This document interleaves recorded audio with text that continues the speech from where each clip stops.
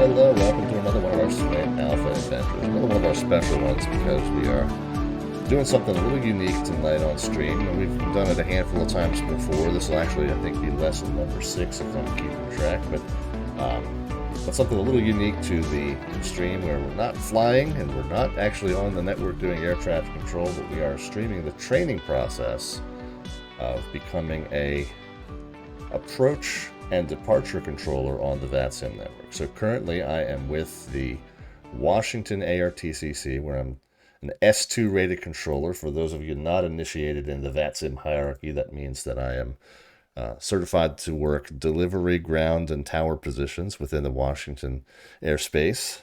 But I've been undergoing the training process after months and months and months of arm twisting by parties whose names shall remain nameless until I introduce them here in a moment. Hello. But yeah, so finally got convinced to give it a try to go up to the next level of VATSIM air traffic control, which would be the approach and departure position, and so have been streaming the training process for that, and it's been a challenge. It's definitely, I think.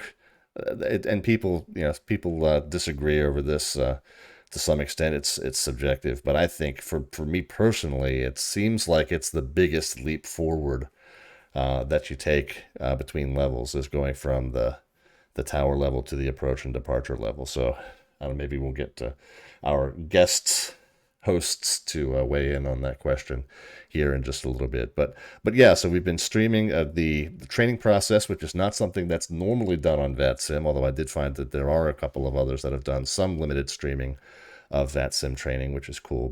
But this is kind of a comprehensive series showing the process of going from that S2 level to the S3 level. And again, we're looking at the Chesapeake sector, which is one portion of the Potomac Consolidated TRACON here in the Washington and Baltimore regions. In fact, this Chesapeake sector is the sector that surrounds BWI Airport in Baltimore and a few of the satellite airports in the vicinity. So welcome back to the stream, the air traffic manager of the Washington ARTCC and frequent pilot cameo on the stream, Mr. Jared West. Jared? Hey, how you doing? And the training administrator for the Washington ARTCC, Dylan Lundberg. Dylan, welcome back. Hello, hello. All right. Thank you guys for being here. Thank you again for continuing to let us stream this training process, and let's see how we go. So we were talking off stream moments ago about the one most detrimental thing to this training process for me has been kind of the length of time it takes between sessions. Like, I think ideally, what would you guys say that the process is it works better when you're able to maybe do a session every 2 weeks or so, or what would you consider the ideal interval? Well, of course, everything always this depends on what the availability looks like, but a good like in between each session, I'd say is somewhere a week or two. You want to try and keep ideas fresh in your head. Or, right after we reamed you, or right after we put you through some not so nice conditions. Right. You kind of want to work on it while it's fresh on your mind. So, of course, the less time that's in between each session, ultimately, the better it usually goes. Right. Yeah. So that's been part of the process here, is that it's a lot of times been much longer than that, and it's been actually just about a month since our last session. So I know that I'm getting kind of rusty. The skills are definitely very, very perishable.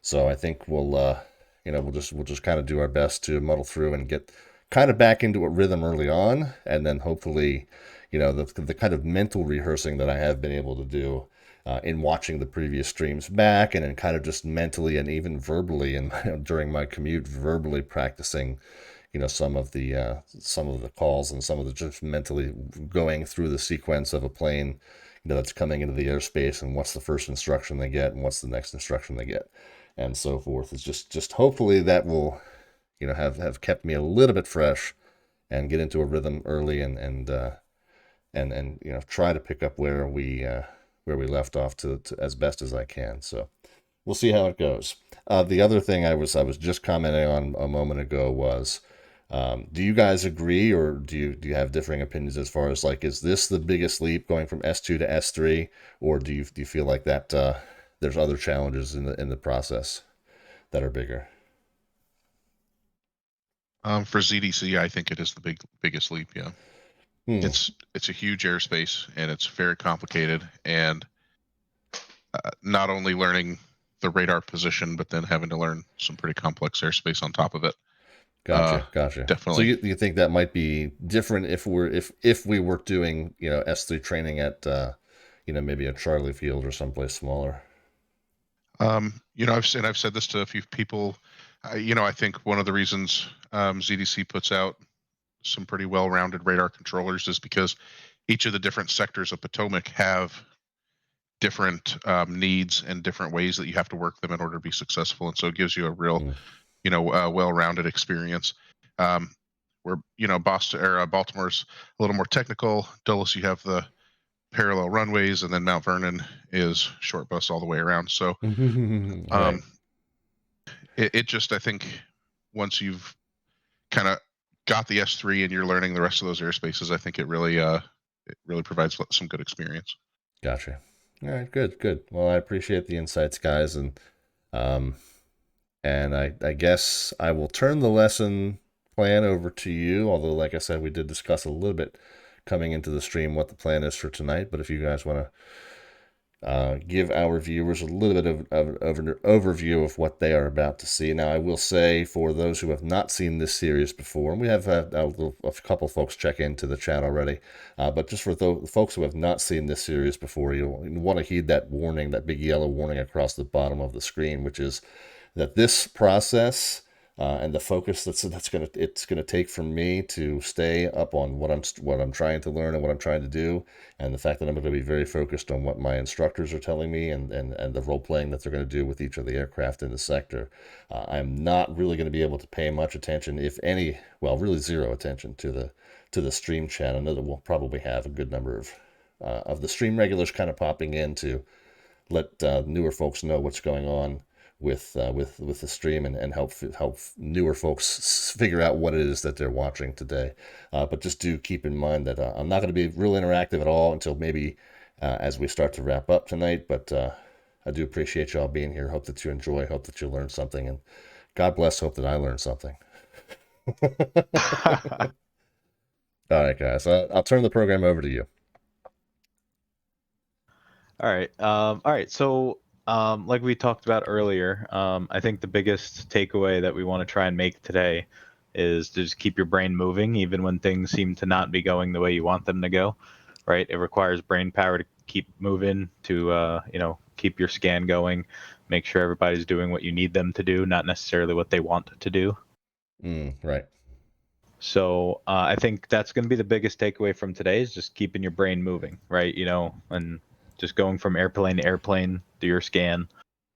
And I think that's going to really lay the foundation when we start getting more and more intense with some of the satellite operations, when we start mashing things more together later on. Gotcha. It's your plan. Make it work for you. Yep. Right. Indeed. Makes total sense.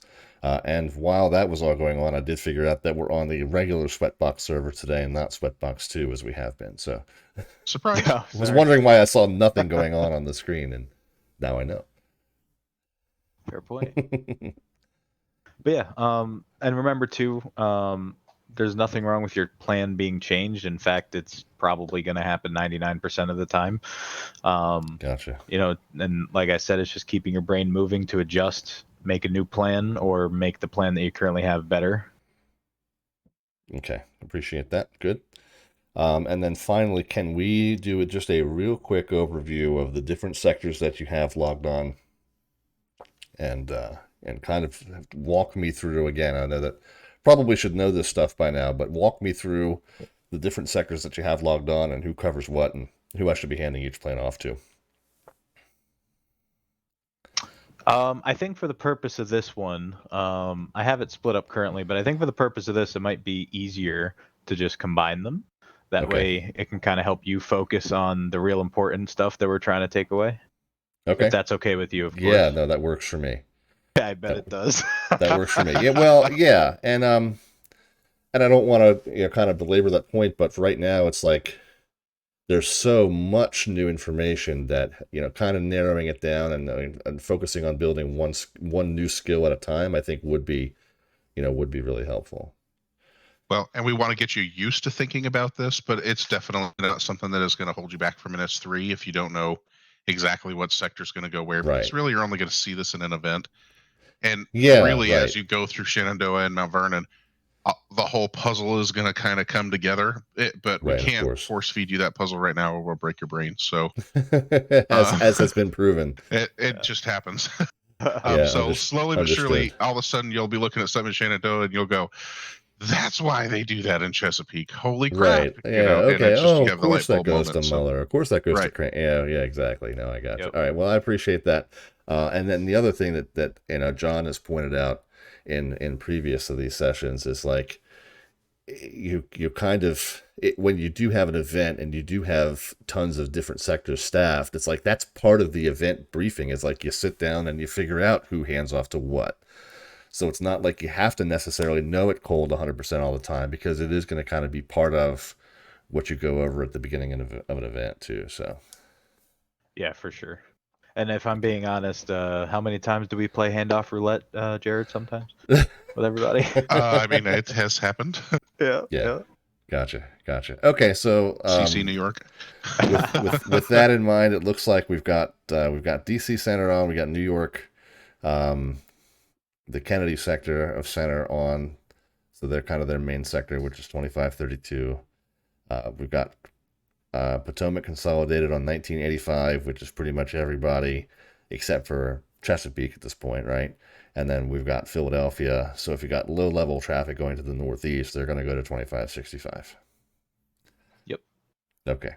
And I'm your Potomac approach, by the way. I'm on 1985. You could send all the radar handoffs there, so Okay. I know they're coming. Gotcha. So even if I'm sending somebody to Philly or to New York or to center, still I'm going to radar hand off them to 1J just for purposes of the exercise. Is that right? So that's how Sweatbox works, yeah. Yep. Yeah, okay. Got it. Okay, I'm as ready as I'm going to be, I think. So, did you want to go over like the departures really quick, or is that yeah, is that actually, part of what you wanted to talk about? Let's do that, because I kind of have it for the arrivals. Well, I think what we really kind of simplified just by not having all those sectors. But let's just look at. So if you look at the SOP on page 10, let's go through those real quick. All right, SOP this might help you. Coming up. Yeah, let me get that. And I'll bring that over onto the screen for those playing along at home. As soon as I have it in front of me here. It's that bottom third of page 10. Okay, so yeah. Whoops, SOPs. And Potomac is there. And so we go to the bottom of page 10. Okay. Whoops, sorry, I didn't mean to bump the mic. And even if, once you get it up, even if you look at that airspace diagram, the way I kind of think about it is anybody who's departing to the east of Baltimore, pretty much you own up to 14,000 there. So you can climb over 14. Pretty much anybody departing west of Baltimore is going to be on like the Terps or whatever, and they're going to be climb via, and it's going to be 16 or 17. Gotcha. But for the purposes of like, which ones are you supposed to get? Really, you have it kind of easy at Chesapeake, where you only are dealing with really your departures, and then a couple out of DCA Dulles, which are to the north and the northwest, right? Yeah, so I have in my notes that we, that the Dr. 5 and the Suki 5 come through here.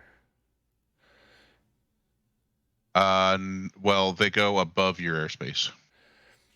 Oh, okay. And they go to Swan and Paleo, which is just southeast of Baltimore.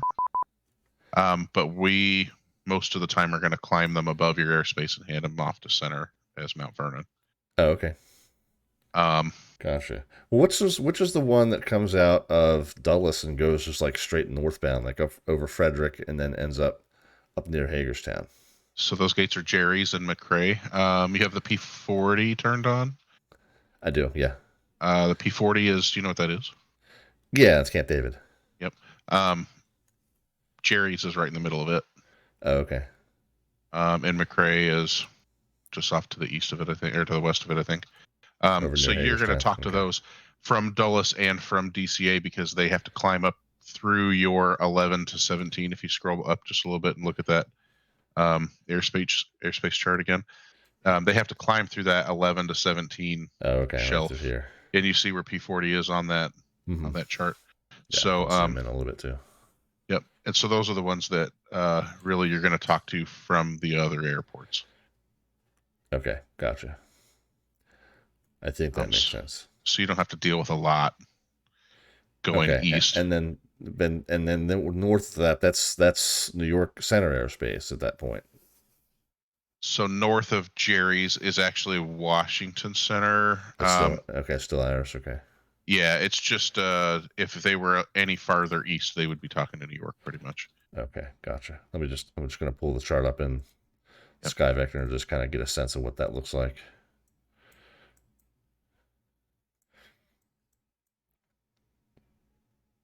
Oh, okay, yeah. So I can see to Jerry's and McRae, and McRae is not too far from Martinsburg. Okay, you can see that shelf of New York Center that like comes down south of Westminster, even. Right. And that overlays Chesapeake. So usually we're not going to climb anybody through that kind of airspace because that's where they have Phillies, SIDS, and Stars. So we're not really going to climb anybody straight north that way. But like if they were going to Harrisburg or something like that, then you would talk to one of those approaches. But they overlie, so that's why they always give the Trish and the Clipper and the Skills all get descended to 12,000 because that's their lowest of their airspace, and it's up to you to descend them into yours. Gotcha. Okay, I think that makes a little more sense. Stress on, I think. Oh, one last question. Question that came up, and it came up in I think that was the night that John was working. So I guess it was our most recent one where John was kind of working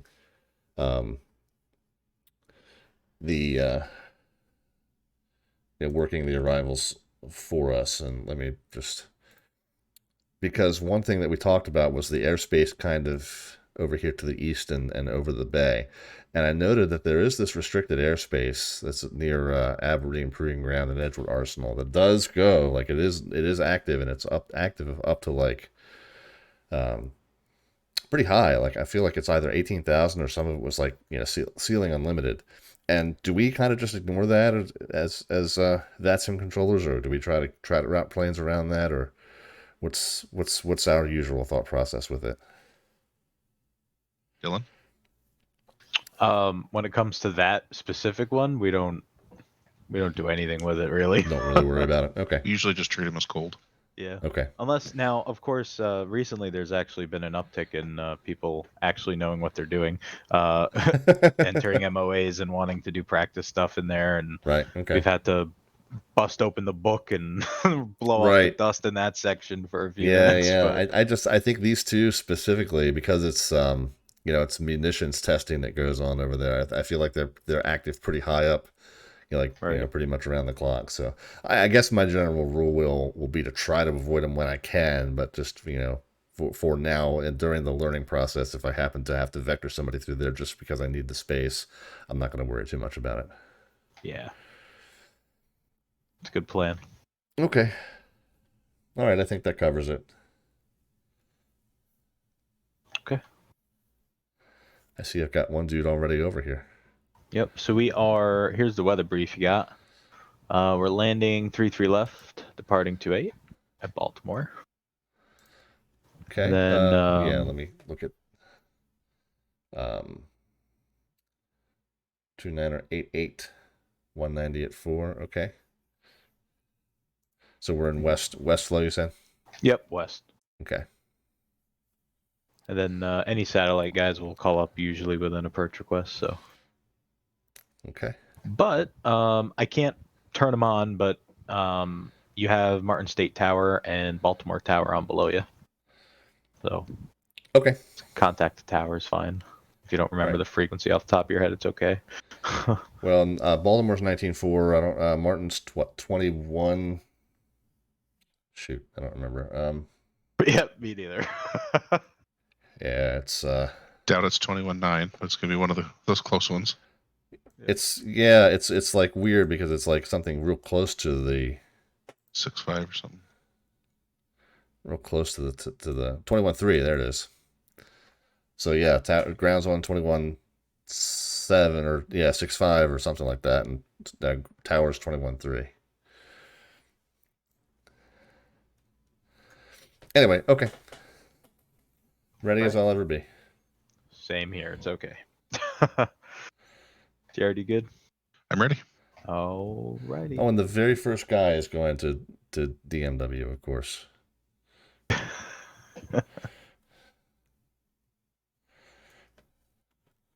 Is he VFR? Lights, camera, action. No, he's Yep. IFR. Oh, he's VFR right now. Is he? At least that's how I usually start it. Potomac approach, hello, Skyhawk 2276 Golf with a VFR request. Skyhawk 2276 Golf Potomac approach. Go ahead. Skyhawk 2276 Golf is 7 north west of Phillips at 2000. VFR currently would like to pick up an IFR clearance to Carroll County. Oh man, it's pop-ups. I'm like spacing out now. So F9 assign him a squawk code, right? Skyhawk 2276 Golf squawk 4604 and ident. 4604 and ident 76 Golf. And I know the ident's like redundant probably, right? Yeah, that doesn't work actually. So pretend he's flashing. Oh, okay. And did I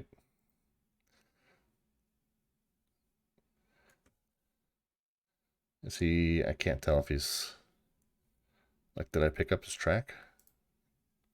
You did pick up his track. Okay. You see his speed? 070. No. No, I don't. Yeah, you do. You just read it off. Oh, he's 70 knots. Yep. Okay. Skyhawk 2276 Golf radar contact. Yeah. 33 miles east of Westminster VOR. Did he say his altitude? Yeah, at 2000. Okay. All right. Now I gotta get the advise when you have the weather at Carroll County Airport, say approach request. So what does it need first? It's clearance, right? Oh, so he was VFR, now he's okay. So Skyhawk 2276 Golf cleared to Carroll County Airport. The radar vectors direct. Maintain present heading. Advise when you have the weather at Carroll County Airport, say approach request. Okay, cleared to Carroll County via present heading, and then it'll expect radar vectors, and I'll get right back to you with the request for 2276 Golf. KDMW. Can you leave him at 2000? Oh, he's... Mm-hmm. Oh, okay, I see the airport. And Skyhawk 76 Golf, we'd like the RNAV 34. Skyhawk 76 Golf, Roger, you can expect that. Departure Potomac 581 at 6000 for 4.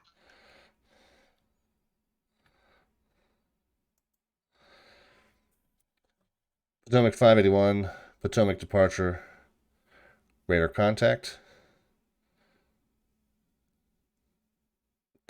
Shoot, he's on the Conley. That's all you gotta say. Yeah, okay. Yep.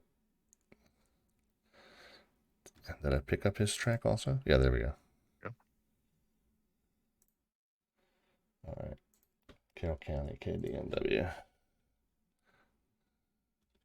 So first, Can you leave 7-6 Golf at 2,000 feet? Obviously, he's coming up on some NVAs. Check them out. Yep.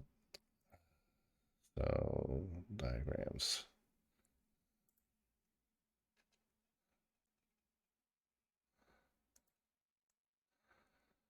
Yeah, he needs to go to, we'll say What do you file? 3,000. You changed it already. Yeah, I did. Skyhawk 7-6 Golf, climb and maintain 3,000. 3,000, 7-6 Golf. And 7-6 Golf, say again your approach request into Carroll County. If we could get the RNAV for 3-4, that'd be appreciated. 7-6 Golf.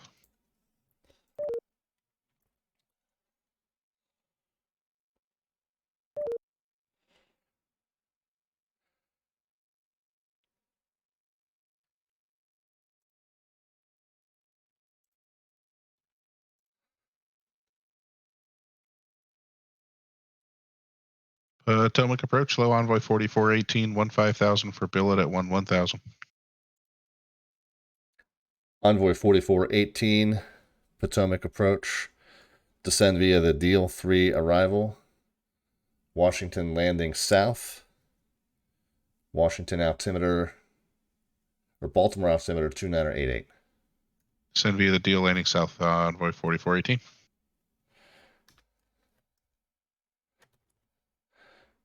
South, and that's 100.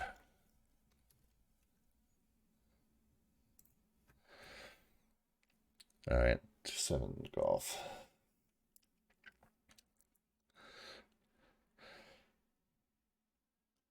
Skyhawk 7-6 Golf.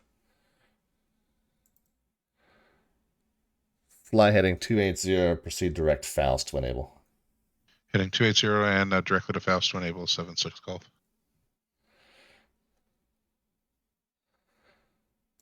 Wisconsin 3873. He's Potomac low, Wisconsin 3873, 12,000 with Alpha. Wisconsin 3873, Potomac approach. Descend via the Trish 3 arrival. Baltimore altimeter 2988. Expects visual approach runway 33 left. Send via the Trish 3 and 33 left, Wisconsin 3873.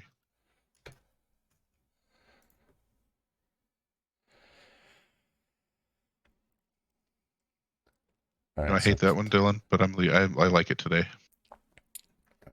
Roger. F4. Shoot. No. Hold on. F4, 1J. There, right?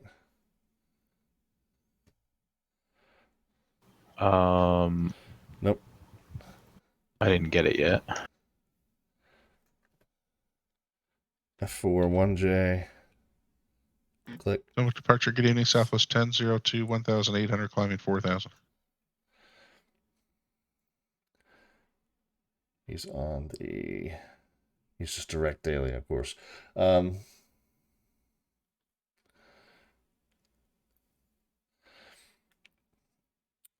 per the tower, we're turning left to 150. Yeah, right. He should be. Well, yeah, he should be. All right, hold on for a second. So it's not letting me hand off Potomac 581, even though I'm trying to go 1J. F4 1J, then click on them, or type Yeah, in the it says error controller not found. Okay, make sure maybe my initials or maybe my position ID isn't 1J for some reason. No, Check it the is. controllers in chat window. It is. Hold on. Maybe I didn't have him. Yeah, it just keeps saying controller not found. Can we see your controllers in chat window?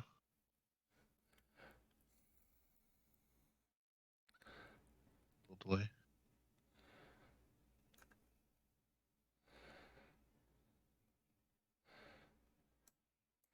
Hang on.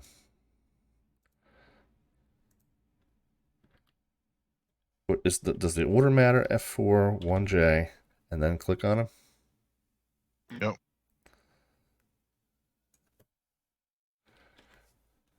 That's weird. Yeah, it's just not taking him at all. Can you right click on him? Handoff. Handoff. Potomac. Got it that time. Very weird. Yeah, or I click on them first and then F4, 1J, and then you can just hit aircraft select. Okay. Hold on. I accidentally got rid of my controller list. Okay. Did he get the handoffs? I can't tell. Dylan did. Yeah, Yes. I took it. Yep. Okay. Potomac 581 contact. Potomac approach 119.85. We'll see.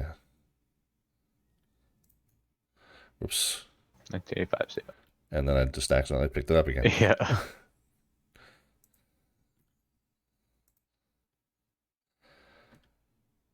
And then get rid of that. Okay. All right. Southwest is going to. He's going to daily. So that's kind of like the Colin. So he's down there. They're going that way. So that's what 4,000. Southwest 102. Climb and maintain 14,000. And there's nothing I do with his data tag in that case. 14,000 Southwest 1002. And he needs to be cleared direct daily. And I don't know if this is in our SOP, but as long as he's east of Nottingham, he can go direct daily. Okay. Southwest 1002. Proceed direct daily. Resume on navigation. Direct daily Southwest 1002, 14,000. Okay. Gotcha. Hey, Potomac, Wisconsin 123, 15,000 descending via the MIDI with Alpha. Wisconsin 123, Potomac approach, descend via the MIDI to arrival. Baltimore altimeter 2988, expect ILS approach runway 33 left. ILS 33 left, Wisconsin 123.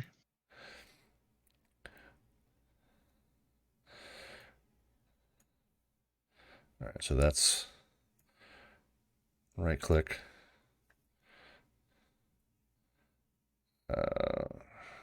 And Potomac Delta 774, 15,000 descending via the MIDI with Alpha.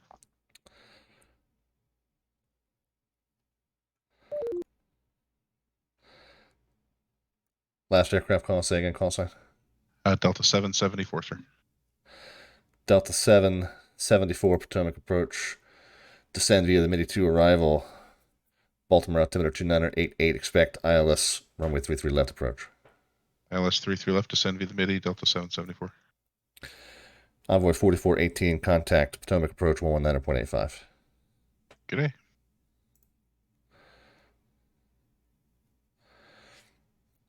Potomac low, compass 5712 at 15,000, descending via the Anthem 3 with Alpha. Compass 5712, Potomac approach, descend via the Anthem 3, arrival. Baltimore altimeter 2988, expect ILS, correction, expect visual approach, runway 33 left. Visual 33 left, compass 5712. 5040. Keep up a little better now than last time, but not much. And then where does the Southwest going direct Conley go? I guess he just goes to 1985. Yep.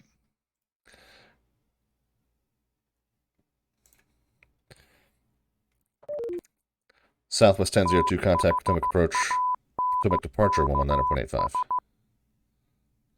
119.85, Southwest 1002, so yeah. Departure Southwest 3417, 3,100 on the Terps. Southwest 3417, Potomac departure, radar contact. All right. Everybody's good for the moment. This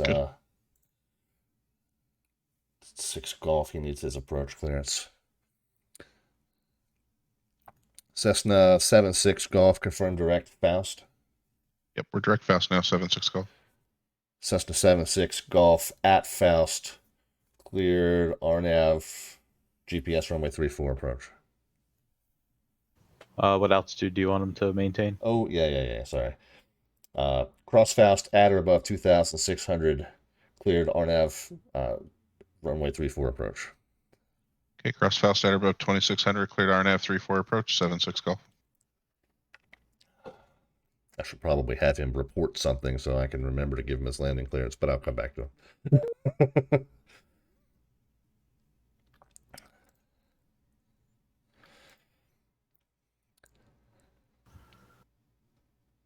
That definitely helps, but also not an excuse for knowing when they're going to turn.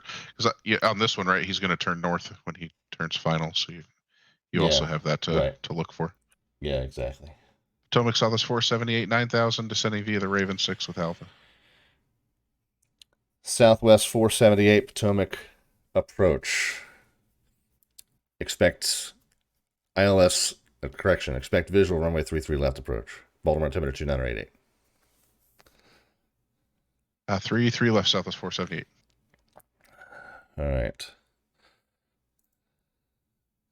You want him gone, Jared? Is that what that was? Yeah, is that okay? Yeah, of course. That works for me.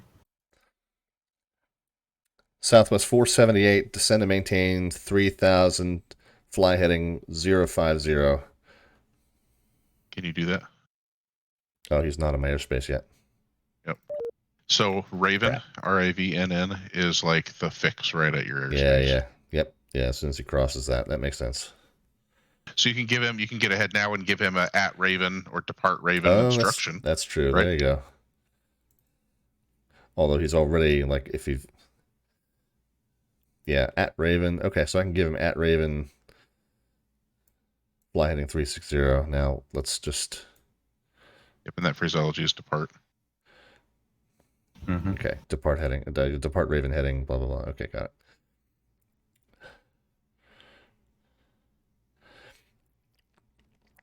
Wisconsin 123, correction, disregard.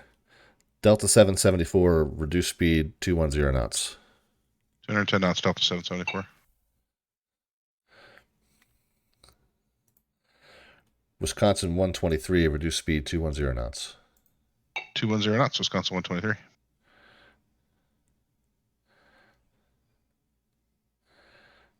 Potomac approach low flagship 4091 at 12,000 with Alpha.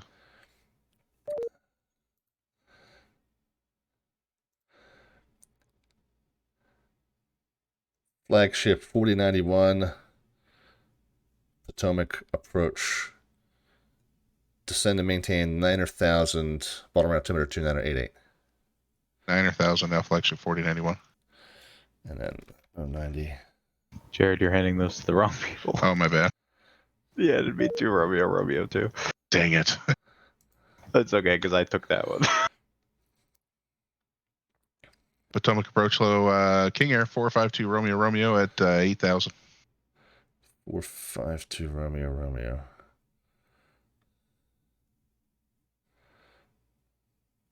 Oh, I see him. What is he doing? Oh, he's going to Bay Bridge. All right. Where's Bay Bridge?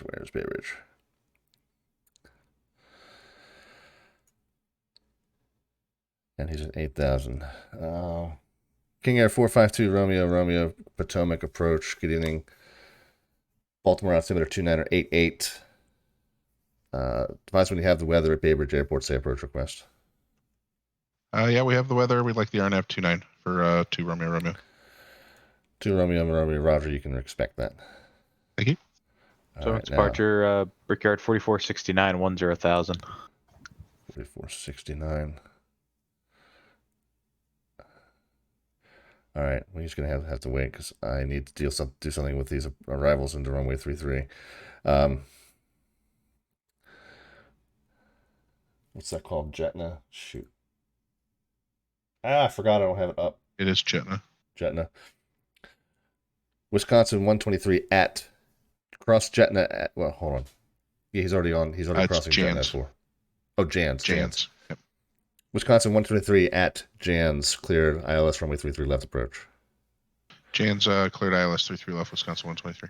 Delta 774 at Jans, cleared ILS runway 33 left approach. Jans cleared the ILS 33 left, Delta 774.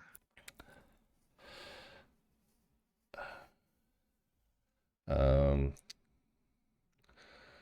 Potomac approach, Envoy 4455 at 10,000 with Alpha. God, Envoy 4455 Potomac approach. Yeah, he's 9. There's a 10. They're gonna run each other run each other over. I'll pause it for a second if you can, if you would please. Okay. I'm starting to get lost already. All right. Deep breaths. So, yep. Talk. Yeah. Just let's talk through your scan and through Yep. the plan. Okay. What you got going on? You tell us what's happening. So right now, my biggest concern is I've got Wisconsin 123, Delta 774. Those guys are pretty much set. I've got to figure out where Southwest 478's fitting into that, and I don't. I'm thinking like turn him south and east and kind of swing him in behind Delta, but I also feel like I could probably jam him in that space between them, but I'm not know if I'm that brave. But my other concern is if I try to swing him down south and east behind Delta, I haven't quite figured out how 452 Romeo fits into that picture and how to keep him out of the way. So I think the key starts with 2 Romeo. Yep. So what can you do with him to get him out of the way? So I feel like right now, if I just put him on a 0, 9, or 0, that kind of opens up that space there. Sure. Okay. What were you going to suggest, Dylan? I don't want to taint it because remember everybody does things differently. Yeah. Well, no. Just what would you have done? I'll stick with my plan. Okay. All right. Okay. But just to hear your plan, what would you have done? I would get him as low as I can, and get him onto his approach request is what I would do. Because remember, if you vector him, you're only adding work for yourself later, right? That's true. Yep. Not saying it's wrong to move him out of the way, but opens the door later to forget about him. And the NVAs on the east side of the bay are all like 2,000 pretty much. So I can take him to 2 right now. And kind of my point there was he's going to need a vector to the final approach course anyway. Yeah. So, you might as well, if you needed to give him a vector to the east to descend, without conflicting with Southwest, you could do that.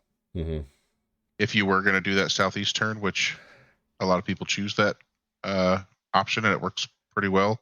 As far as Southwest 478 coming in behind Delta? Yeah, giving him like a 120 heading and then swinging him back around behind Delta 774. Yeah. Okay. Another thing you could do is give him like a north heading and then put him on the downwind. Gotcha. But then you'd have to leave him at 6 and then descend him in the downwind, which is kind of, I don't know, I feel like it's a bigger circle. Yeah, and it's just, it's so funny that like I'm just still not seeing the 3-dimensional space yet. It's like I'm still, of course, well, and even now that I'm looking at the altitudes, like Wisconsin's still at 7,800, Delta's still at 10,000. So if I'm going to try and leave Southwest above them, then they're crossing through his altitude right now. So it's like I don't even have that separation really. Yeah, that's why I said you'd have to turn him north and then put him on the downwind, so that way. Oh, okay. Cross them over towards after they're lower. Yeah, where they're supposed to be at 4,000, and you leave them at 6, and then that way you're going to get that extra space, right? Yeah. But exactly what Dylan said with 2 Romeo is, either get him on a heading and then direct to the first fix, or you can get him direct to that first fix. At least get him pointed in the right direction and below everybody else. Okay. Now there's, go ahead. Well, and the other thing is like I've got to like scramble to get that airport in front of me and get the name. No, you don't. It's paused. Of course, yes. Oh, well, then it's right back to what I said before, which is attention all aircraft on frequency. Please pause while I look up a chart. Yeah. Okay, so that's exactly okay. I almost said the name of the fix. I was like, wait a minute, I gotta let him look it up. Yeah, I got it. And what's special about Zackley? I can clear him on straight in approach from there. Yeah, because it has that hold in loop procedure. Yeah. Oh, okay. So I wouldn't clear him straight in, but I can clear him from wherever, and he's supposed to figure out whether he's got to do the hold or not. Yeah. So you could do it 2 different ways, right? You could give him a radar vector that gets him within a 90-degree intercept angle of the final approach course, Yeah. and then clear him straight in. Or if you're crazy busy and you can just get him below people, and that's the only brain power I can dedicate to you right now is Yeah. clear direct exactly, report the Right. procedure, turn inbound. Right. And he sorts himself out. So it's like, Right. an automatic, which really helps sometimes. Gotcha. Okay. All right. Well, so I feel like still because I'm just not confident that I have the altitudes worked out there. I'm gonna swing the King Air to the east while I pulse 478 into third in line for 3-3 left. Okay. I think then 3873 is number 4. He's just gonna stay on that downwind, but I gotta start working his speeds and altitudes. I got to work 478 speeds and altitudes as well. And then my other big conflict right now is I got Flagship and Envoy about to run each other over up there in the northeast. So what have I got going on there? Flagship is the one that's like he's not on an arrival. He's just and he's probably like a turboprop anyway. I didn't look at his aircraft type. It's an RJ. He's a CRJ. Oh, so he's CRJ too. Might as well be a turboprop. Well, yeah, fair. Yeah. But he's not on a SID, right? Bombardier. He's just on a he's like direct Baltimore. So I haven't actually given him a lateral instruction at all. I just gave him the altitude. I'm kind of interested. So, and he's you just, have go ahead. well, he's eventually going to just fly direct to the airport. Well, that's actually what he should be doing right now is direct the airport. The Victor 378, that's not direct. Okay, I got it. I see what he's doing. He's following that same blue line that the DC Trish arrivals, or the yeah, no, this like the skills are the Trish, the Trish arrival. So how could you deal with him to get him out of your way?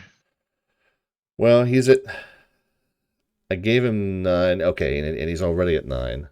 Envoy's on. What is Envoy on? Envoy's on the Trish one, which I think is Trish at 9, is it not? Trish at 10. I think so, yeah. So 10, 9. So what I do is I get Flagship down to, well, I can just take him lower. What's the absolute lowest Envoy would ever go? Envoy, well, he's Trish 1 or Trish 3 rather, so he's going to go to 4, so I can take Flagship to 3 and then cross him underneath. Yeah, Flagship might not be very happy with you if you descended him to 3,000 feet right now, but you could. Right, yeah, exactly. You know what I'm saying? And then he's out of everybody's way. Right. Or you can manually descend Envoy to keep him apart, or you can just start Flagship on radar vectors for descent. Yeah. You have a couple options there. It just depends on whichever's going to work best for you. Right. And then while I've got you, back to this Brickyard 4469. He's going to Jerry's. He's already at 10. Compass is at 50. So this is like one of the things I don't see well right now is like, so this compass is coming across on the Anthem, and Brickyard's northbound on the, what is he on a departure? He's just on a Jerry's.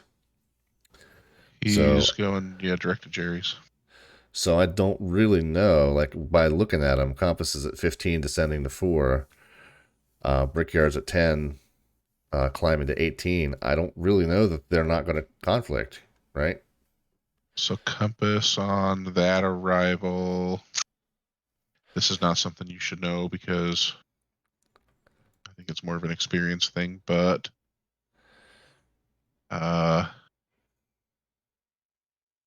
where's Anthem? The Point Anthem? Yeah, ANTHM. It's right there at Frederick, basically. Okay. So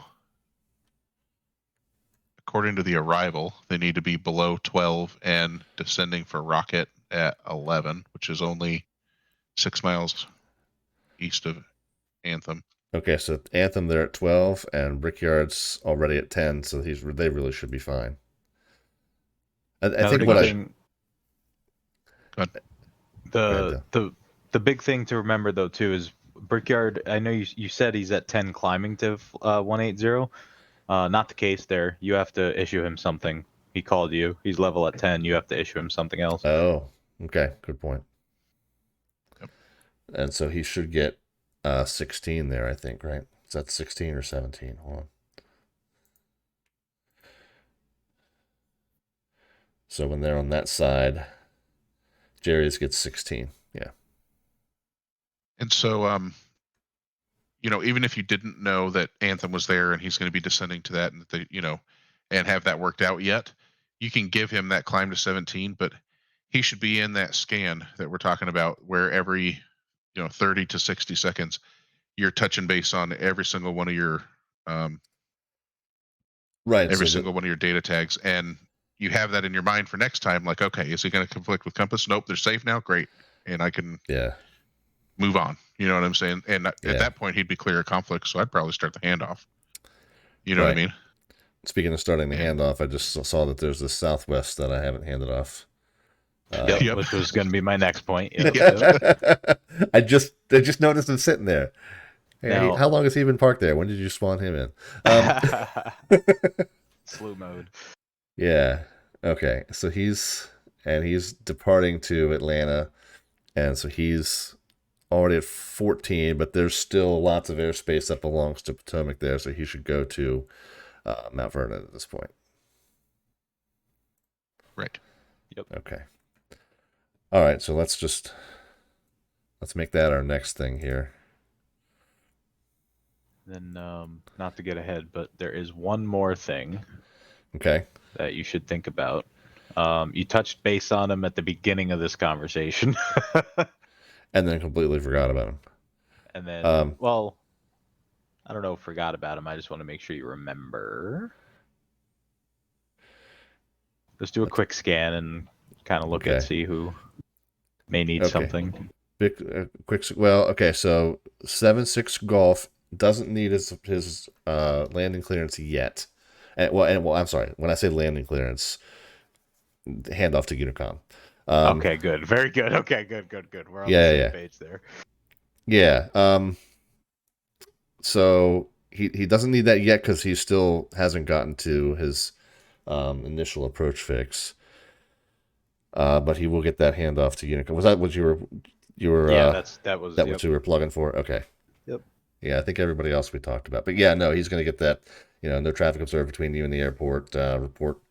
Hold on, let me just talk through it just so I have it fresh in my head. All good. No worries. No traffic observed between you and the airport. Report. IFR cancellation on the ground or in the air. This frequency change advisory is approved. There you go. Okay. And I think it's important to note that, they don't have to get that 5 miles from the airport or 8 miles from the airport, or that's also as you have time. You know what I mean? Yeah. Is he clear of conflict? Do you have any other arrivals go in there? That kind of thing. Like, I mean, technically, is he established on his approach? Right. I mean, I wouldn't want to give that to him now. I want to wait to see that he does hit that fix and go north. I mean, that's usually a best practice, because once you give them that instruction, they can leave your frequency, so you can't talk to them anymore, right? Yeah, exactly. Okay. But, when you have that time, you don't have to wait to give it to them. If they're on the final approach course, or they're very clearly established that fix or whatever, then usually I'll give it if I have the time and I know I'm about to get busy in the finals box or something, right? Yeah, right. Okay. Do you want to Dylan, do you want to do some instructions before we unpause, or you want to unpause and get the flood? Probably be better if we clean up one or two things beforehand, like this one. So go back through your scan and give what instructions you can here. Let's get you a little past caught up. So Southwest 3417, contact Potomac approach 119.85. So All right. King Air 452 Romeo, turn right heading 090, descend and maintain 5,000. 090 5000 to Romeo. Southwest 478, reduce speed 210 knots. Turn right heading 120, reduce speed 210 knots. 120 and speed 210, Southwest 478. And when you give someone vectors, what do you have to tell them? Oh, vectors for sequence. Okay. All right. The Wisconsin is probably my next. Well, no, flagship. So what could you do with Wisconsin ahead of time to prepare him for final?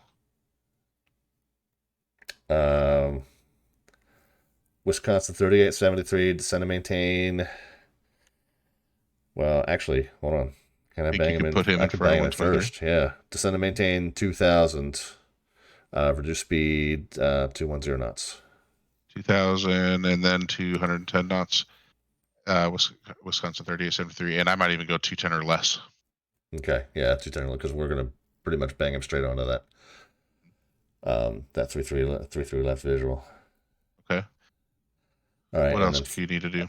Well, and then flagship. What did I decide to do with him? I don't even remember. I think we gave you a few options there. I don't think we decided. Yeah, did I just put him down to 3? Well, what's his present heading? He's on the airway direct to Baltimore. Well, he's on the airway to Baltimore, sorry. Okay. So heading 250, descend and maintain 3,000.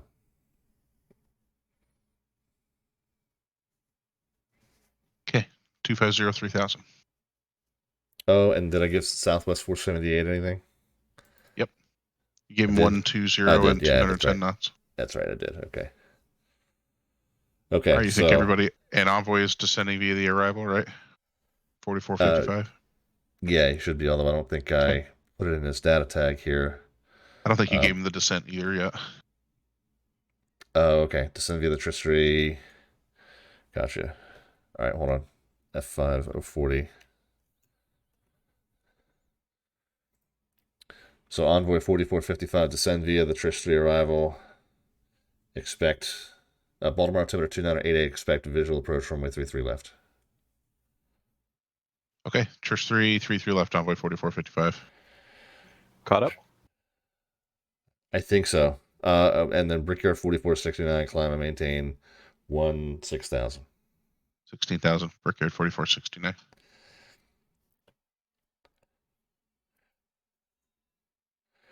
God bless me, I think so. All right, from behind to a little more than ahead. Well, hey, all it took was a 10-minute pause. We're all good. Hey, we got a plan now, though, right? You ready to execute? Right, here we go. No, but go ahead. Okay. Now it's just going to be silence for a minute. Yeah, it is because I time warped. Right.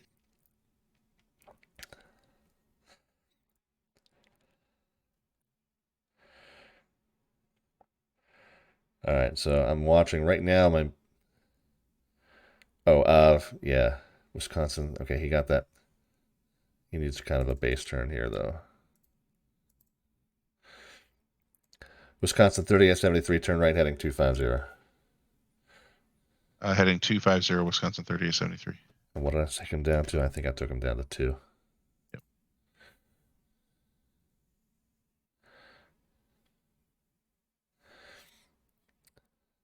And he should be turning.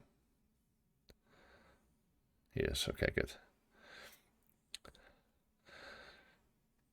Skyhawk 76 Golf. No traffic observed between you and the Carroll County Airport. Report IFR cancellation on the ground or any other frequency. Frequency change advisory is approved. Okay, well, go ahead and cancel IFR now, and frequency change approved, 76 Golf. Would I come back with him and squawk and maintain VFR? Radar services terminated? Yeah, IFR cancellation received, squawk and maintain VFR today. Yeah, okay, got it. So, he's done. He's double done.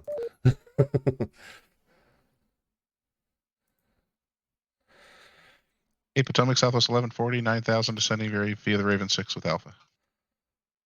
Southwest 1140, Potomac approach. Good evening, standby.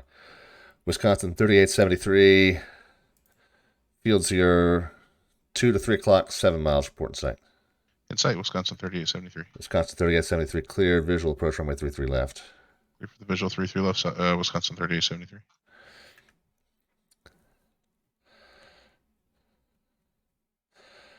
All right, 15. Yeah, I've still got to watch those two up there.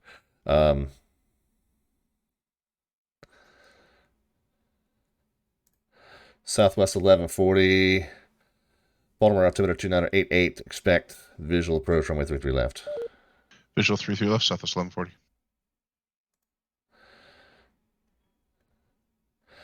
And Wisconsin Potomac 38. Potomac 153, 5000, descending via the MIDI with Alpha. Wisconsin 3873, contact Baltimore Tower 119.4. Good day. Same thing, Jared, with that Southwest. Yep.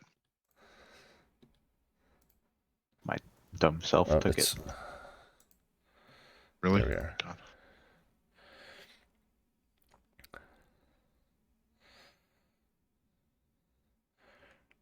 All right, who called in? Potomac. Potomac 153. Descend via the MIDI to arrival. Baltimore altimeter 2988. Expect ILS runway 33 left approach. ILS 33 left, Potomac 153. Wisconsin 123, contact Baltimore Tower 119.4. We'll see it. 19-4, see ya. All right, who needs instructions? Rickyard just cleared his conflict. He needs a handoff. Okay. He's going to. Who needs a turn? Oh, Southwest. He does. Yeah, I've already screwed that up completely. Southwest 478, turn left, heading 340. Left hand 340, Southwest 478. Where could you send him to put him right on the final approach course? Southwest 478, turn left, heading 340. Proceed direct Jans when able. Direct Jan, Southwest 478. Yeah. And now you also have the option of cross Jans at 4000, cleared ILS 33 left. Oh, that's true. That's true.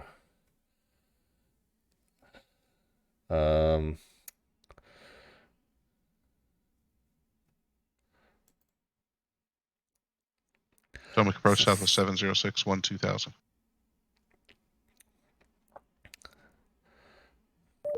Flagship 4091, turn left, heading 185.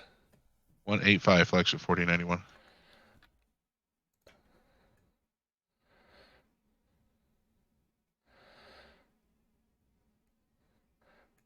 Who was the last one I called? Southwest 706 at 12,000. Southwest 706, descend via the Trish 3 arrival. Expect visual approach runway 33 left. Send via the Trish 33 left, Southwest 706. All right, Brickyard needs a handoff. He's, what do we say? That's Washington Center there? No. Yep. Yeah, Washington Center. Okay. But I'm still sending him to 1J. There, yeah, I got it. Brickyard 4469, contact Washington Center 133.72. Good day. Southwest 478, cross Jans at or above 4000, cleared ILS runway 33 left approach. Jans at 4, cleared ILS 33 left, Southwest 478. Delta 774, contact Baltimore Tower 19.4. See ya. Potomac Low Envoy 4245 at 15,000, descending via the Anthem with Alpha.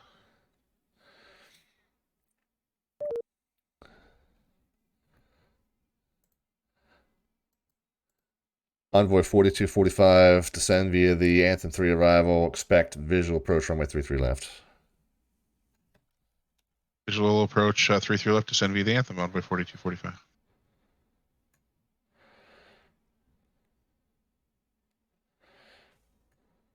All right, so work on that scan now. What could you do? I got to figure out what I'm doing with Southwest 1140. Departure low, Southwest 26, 27, 2,200, climbing 4. Yikes.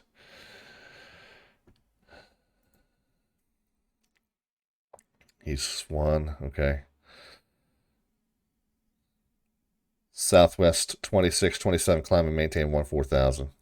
14,000 Southwest 2627. All right, I gotta do something with flagship's actually fine for now. What did I say? He's at 3,000. That's why his data block looks all screwed up. I forgot to put that in there. Who needs a turn? Who does? Who does?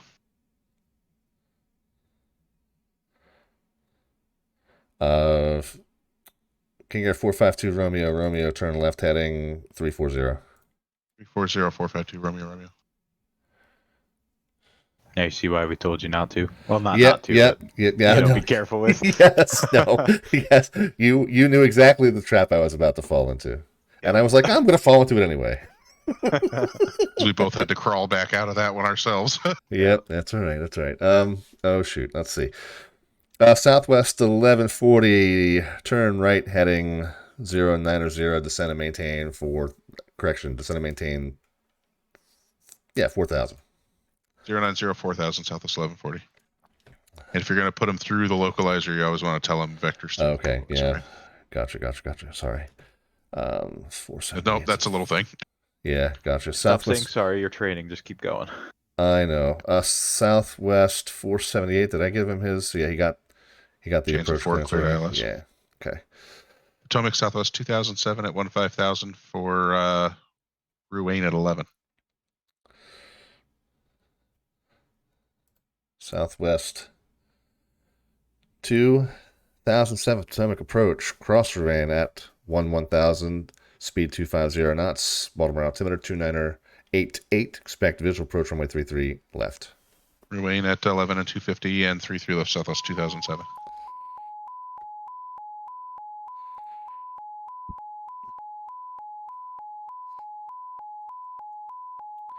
Southwest 1140, turn left heading 360, descend and maintain 4,000.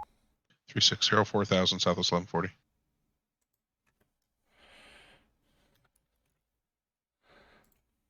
What's something you could tell him in the turn so you don't have to give him another vector? Proceed direct Jans. That works too.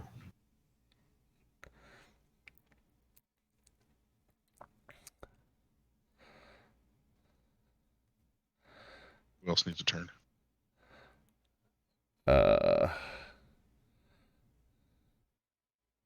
Southwest 2627. Turn left heading 070. Proceed direct Swan. Direct to Swan, Southwest 2627. Southwest 2627. Resume on at Swan. Resume on navigation. Okay. Right. I don't say that one. It's part of the departure. Redundant. Okay. Yeah. Okay. Gotcha. So that's not like it's not wrong if I don't say that. Right. Okay. Got it. Eesh. Who else needs a turn? All these tags are like on top of each other. Oh, Southwest 1140 is supposed to be direct Jans, I think. Or no? I didn't realize you actually wanted him to. Okay. Okay. Okay. Sorry. Yeah, you asked me. I got him direct now. If it makes anything better. It doesn't really. Southwest 1140.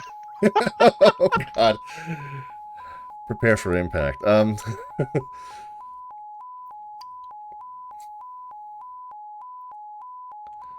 right, let's pause it for a second. Yeah, please. It's okay. Yeah, totally. So, just catch the plane back up. Yep. Yeah, I see him zooming out. Yeah, so that's a big old jambalaya you got going on there. Yeah, it is. Data tag management? It's what, yeah. And then John busted me on that one before. That's the biggest piece of advice when that sort of thing happens is just, that's the only thing I could really tell you. I don't have it here at all. Because there's no like sequence to it here. I don't even know which one is which at this point. Oh, Southwest. Okay, that's my departure. He's going that way. That's my next arrival. 4455 is doing what? He's just floating off into oblivion. He needs a turn. Okay, and then when I zoom out, those tags like go crazy. Yeah, it's one of those things too. I know you're learning. The zooming in and zooming out thing can really make it go behind, and you don't realize it sometimes, but it does. Yeah, no, it definitely it was my reflex to the fact that the tags were all jumbled because it completely. This is gonna sound stupid, but it completely escaped my mind that I can move those tags around. You know what I mean? Just No, it's I hear you. because I don't do that as a tower controller. I don't do that. I hear you. All right. So where am I now? So 478 is on the approach.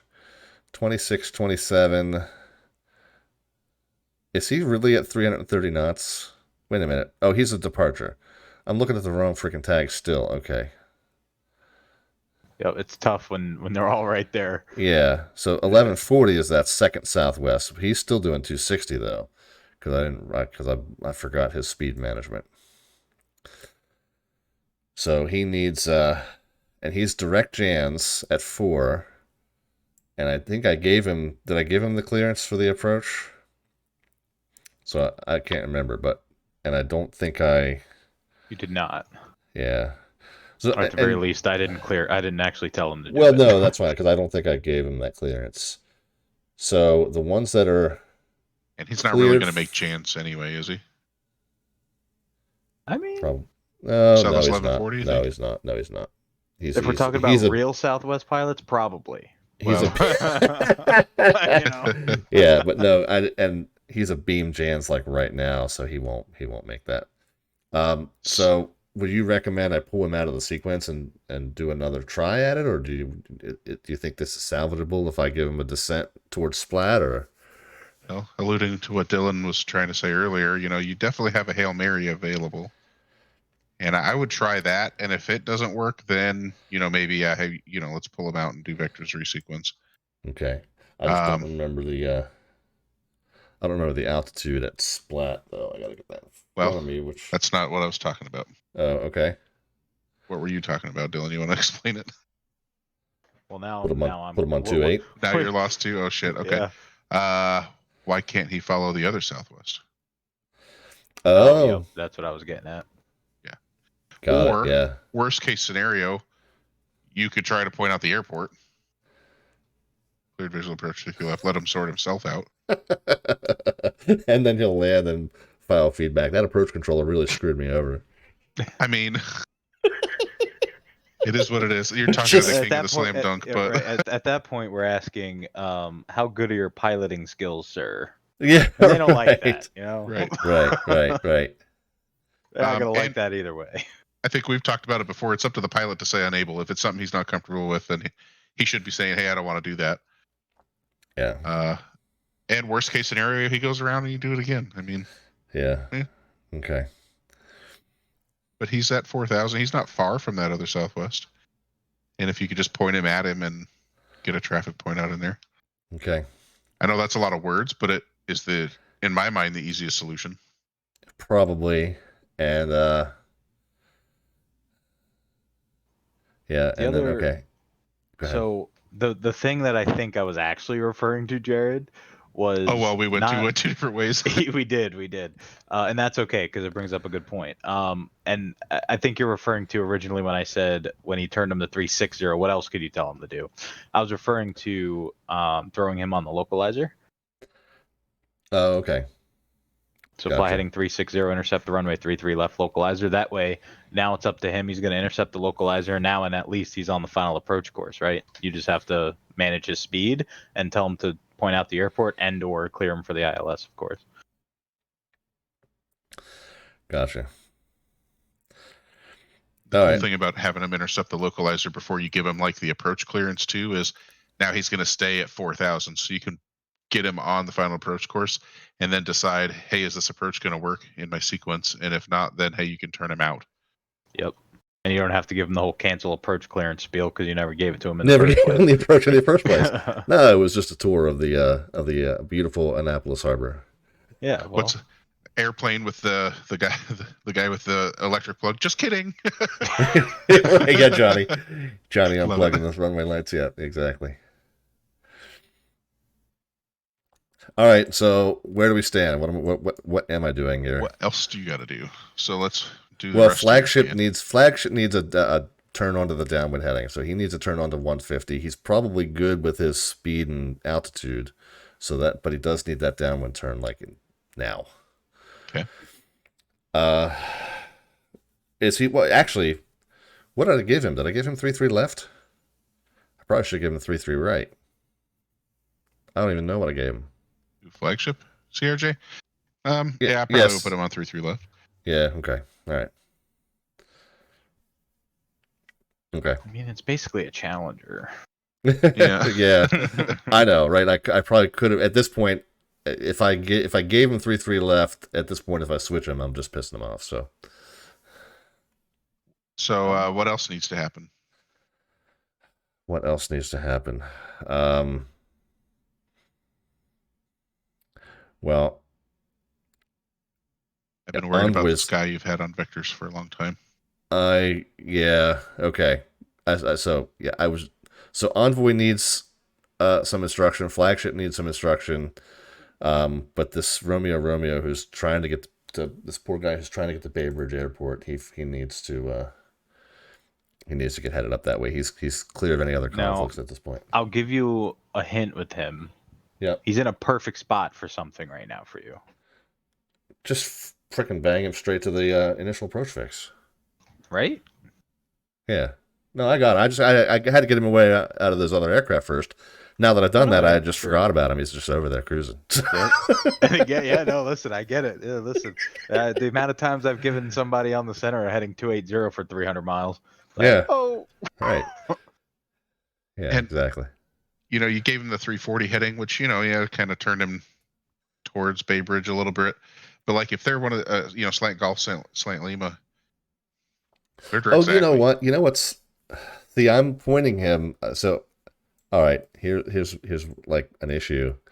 I've been in this whole time with him focused on getting him up in the vicinity of Swan. And I just now realized that Zackley is like... He's almost on top of Zackley already. You know what I mean? Like Zackley's way further south than I thought it was. For some reason, I'm focusing on Swan, going, "Oh yeah, Bay Bridge is up near Swan." No, it's not actually. It's way further south than that. Yep. He's in a great spot just to get just straight in. Yeah. Yep. You just need to pick up the altitude from the chart again. Yeah. And right. Give him his clearance. Report Zackley. Yep. And so the chart says 2100 to 6. But if I get him down to 3, that's fine, right? Cross Zackley descend and maintain 3000, right? And then proceed direct Zackley, cross Zackley at or above 2100, clear for the RNF runway 29 approach. Yep. That's all I need, right? Yep, you only need that approach, right? Because if you give him the altitude and the approach clearance, do you really have to tell him to descend and maintain 3000 now? No, I guess I don't. Unless you absolutely need him to, right? Unless... No, it's redundant.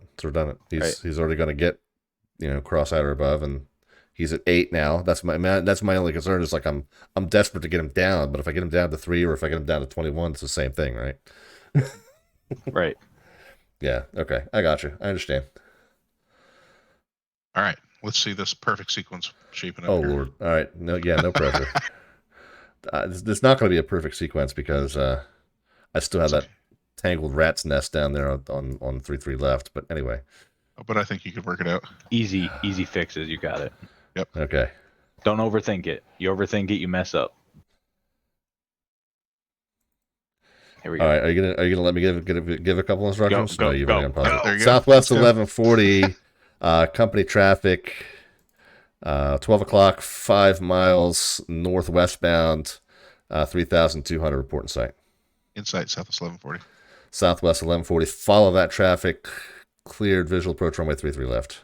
Follow the company, cleared visual 33 left, Southwest 1140. Potomac 153 at Jans, cleared ILS approach runway 33 left. At Jans, cleared ILS 33 left, Potomac 153. Flagship 4091, turn left heading 150. 150, flagship 4091. King Air 452 Romeo, turn left direct Zackley, cross Zackley at or above 2,100, cleared RNAV runway 29 approach. Okay, cross clear direct exactly. Cross exactly out of 2100. Clear down Neptune 452 Romeo Romeo. 452 Romeo Romeo. Report exactly inbound. Okay, we'll report exactly to Romeo Romeo. Envoy 4455, descend and maintain 3000, turn right heading 270. 270 3000, Envoy 4455. Southwest 2627, looking for higher. Southwest 2627. What did I clear him to? 14. Southwest 2627. Shoot, where does he go? Does he go to Potomac? No, he goes to center. All right, gotcha. Southwest 2627. I'll hand off very shortly. Flash him at 1J though, right? Yeah, yep.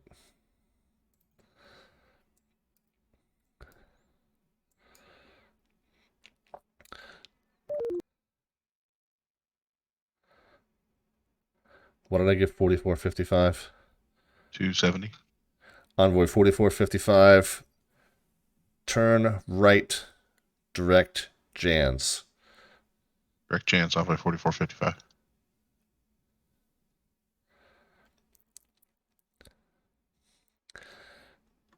King Air 452 Romeo Romeo. No traffic observed between you and the Bay Bridge Airport. Report IFR cancellation on the ground and the others. Frequency change advisory is approved. Okay, yep, and we don't see anybody else. Cancel the IFR 452 Romeo Romeo. 452 Romeo Romeo. Squawk and maintain VFR. Frequency change advisories approved. Radar services terminated. Good day. Did I get all the words in there? Yep. Okay. Southwest. That's easy way to be done with him.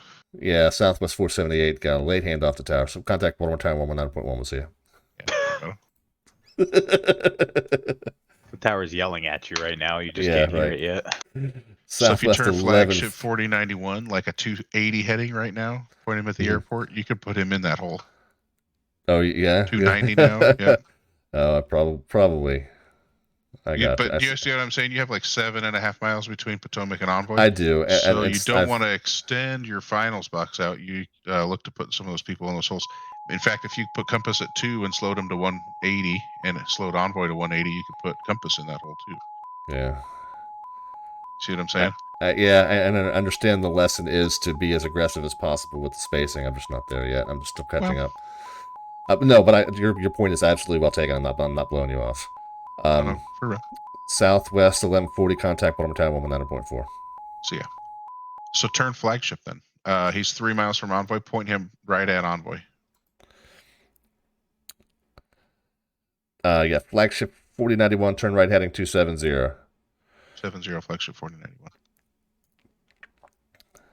Compass 5712, reduce speed 210 knots. 210 knots, compass 5712. And now if you were to give, flagship, wait for him to turn base and then give him the PTAC, he's going to be 3 miles on trail of Envoy, as long as they're both doing 180 knots, right? But you can see Envoy has, 70 knot gain on him, so. Yeah, and Potomac's wandering off. Apparently I didn't get him. Oh, wait a minute.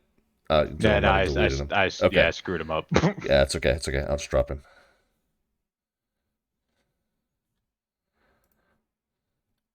You want to give flagship the PTAC? Have you practiced that one?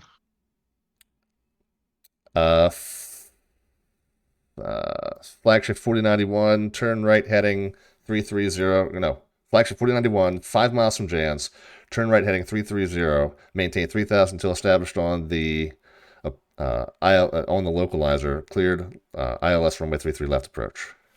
Good. 330, 3000 until established. Cleared ILS 33 left. Flagship 4091. All right.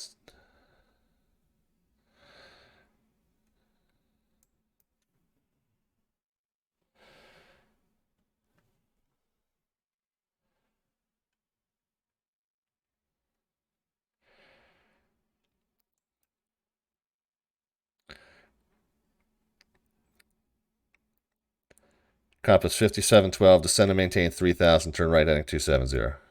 3000 and 270, compass 5712. Now you have the opposite problem here. In what way? What's the speed difference between them? Compass is too fast. Now is what, a 30 knot gain, right? Yeah. So flagship. Well, all right. First of all, Envoy 4455, contact Potomac Tower 119.4. So yeah.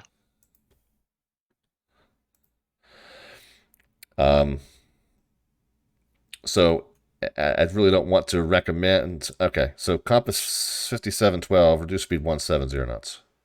170, compass 5712. So you have a couple options. You can do what you just did, or you can point him out and tell him to follow flagship, which means he's going to have to slow down anyway. Yeah, and of course VATSIM pilots aren't great about managing that speed differential, so probably the speed restriction is a better option, honestly. Amen. Another thing too, while we have a quick second. Yeah, go ahead. It hasn't done anything bad for you yet, but when you're working a busy final, try and keep it moving 180, 170 to 5. Otherwise, you'll definitely get on the network these pilots who fully configure their landing 15 miles out. Yeah, gotcha.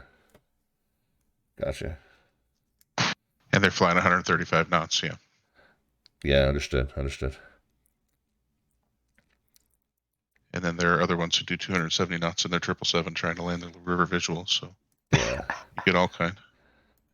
Compass 5712, turn right heading 330. On the rollout, well, no, hold on. Turn right heading 330. We'll leave it at that for now. 330, compass 5712. Compass 5712 on the rollout. Traffic will be a CRJ, 5 miles, 12 o'clock, 3000, report northwestbound, report in sight. Inside compass 5712. Compass 5712, follow that traffic, cleared visual approach runway 33 left. Follow the traffic, cleared visual 33 left, compass 5712. Flagship 4091, contact Potomac Tower 119.4. See ya.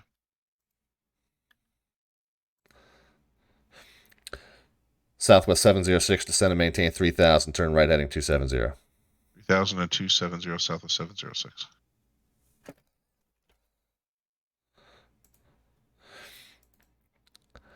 Envoy 4245, turn right heading 170, descend and maintain 3000.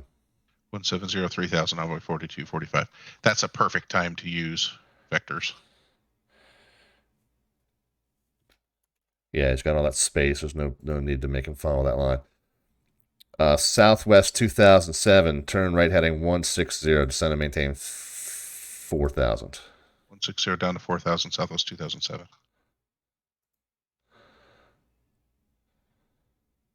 Oops, what did I do? What was the heading for 4245 again? 170. 170, yeah. Thank you. Southwest 706, turn right heading 330. 330, Southwest 706. Southwest 706, traffic is presently 1 o'clock, 6 miles northwestbound, a E170, 3000, report in sight. Southwest 706, just in a cloud for the moment, I'll let you know. Southwest 706, intercept the runway 33 left localizer. Intercept the 33 left localizer, Southwest 706.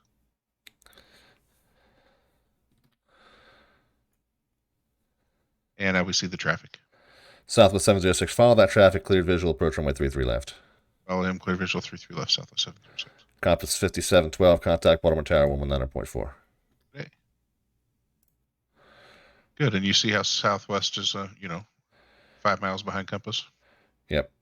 That's a nice, I got the speed there, good. Yeah, 2007 is a little fast, but he's got plenty of distance to close up, so he's good. That's a nice looking little final sequence there. Okay, got there eventually. The important thing is that you got there. Right. Yeah, and I realize you took away a few that were still inbound. I know you kind of cut the file short for me, which I appreciate. Oh, there's so many on here. If we kept going, it would still be going. Yeah, it's not. Yeah, no, I know. Well, there's still like I'm still. This is good, though. This has been a good session. If I can carry this momentum into the next one, and I know we haven't confirmed the date for that one yet. I put it on the schedule for the 22nd, but I know we'll confirm that coming closer. I'll flip stuff around if I have to. But if I can carry this momentum into that next session, I feel like I'm actually starting to feel better about the progress. Yeah. And if we can get one even in between there somewhere. Yeah, I know. I'd love to. Even if it's a one-off, Yeah. it would be good just to keep, like you said at the beginning, your skills sharpened. Yeah, exactly. Envoy 4245 to send and maintain 3,000. 3,000 Envoy 4245. I think. Are you ready to stop it, Dylan? Yeah, I'm good. We can, yeah. Go ahead. All right, yeah. That's a good. I mean, I can kind of bang the rest of these onto the approach and hand them off the tower, but I think we're good. Yeah, it gives us a few minutes to kind of debrief, so. And yeah, I appreciate it. So, what'd you think of this one? Did it feel a little bit better? Well, yeah. Like I said, I mean, I think Gave it's you a lot just more been. Traffic. Was it a lot more traffic? I think. I mean, so. I felt I like think so too. Yeah, I felt like I was not overthinking that initial instruction as much. I think we said at the very beginning, like that initial instruction is like just give it to him and then go back to what's more important right now and come back to these guys later. That's the whole purpose of a star, right? That's something that we talked about in a previous session, which was like the star is designed to kind of set it and forget it and come back to him when you need to. And so I feel like I got a little bit more comfortable with that. And again, the fact that I'm trusting the way these color lines on my screen work a little bit more. Like I understand how they interact. I understand how they keep traffic off of each other. I think I did appropriately focus on that one potential conflict over Frederick. So I'm starting to get when do I have to be mindful of potential traffic conflicts and when can I just let them follow the lines and stay off of each other that way. So I think that helped me a little bit. And then just thinking ahead to not necessarily do they need to follow the line all the way down, but your goal was to get up to 2,000 outside of Jans. That's kind of what I said. Okay, coming in, we're on 3-3 left. All right, Jans, or not 2,000 necessarily, but 2,000 on the approach, or Jan's 4,000, blah blah blah. Clear them on the ILS straight off the MIDI, and then sequence the Raven guys to the MIDI. I don't think I did as well with that, like sequencing the Raven guys against the MIDI guys, because in order to reduce workload, I wanted to go okay, let the MIDI guys just come straight in because that's designed to do, and then the guys coming off the Raven just work them in.